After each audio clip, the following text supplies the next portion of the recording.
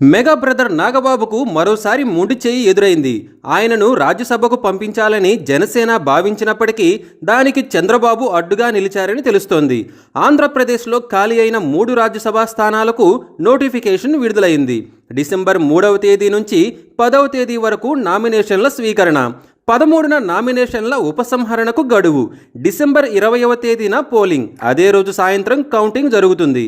ఇటీవల జరిగిన ఎన్నికల్లో వైసీపీ ఓడిపోవడంతో 3 ఎంపీలు ఆ పార్టీతో పాటు తమ పదవులకు రాజీనామా చేశారు.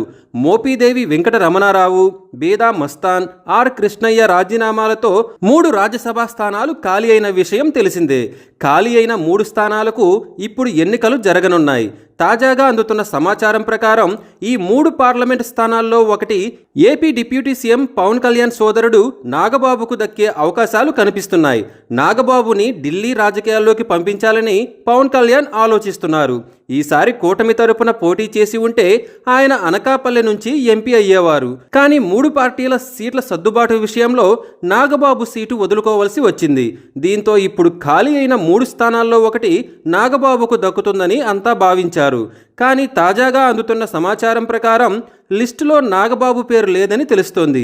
టీడీపీ నుంచి గల్లా జయదేవ్ లేదా కంభంపాటి రామ్మోహన్లో ఒకరికి, అదేవిధంగా జనసేన నుంచి సానా సతీష్ పేర్లను ఖరారు చేసినట్లు సమాచారం. బీజేపీ నుంచి తొలుత మాజీ సీఎం కిరణ్ కుమార్ రెడ్డి పేరు వినిపించింది. అయితే ఢిల్లీ నేతలు తాజాగా కేంద్ర మంత్రివర్గంలోని ఒక నేత పేరు సూచించినట్లు సమాచారం. మొత్తానికి లిస్టులో నాగబాబు పేరు లేకపోవటం నిజంగానే ఆశ్చర్యాన్ని కలిగిస్తోంది.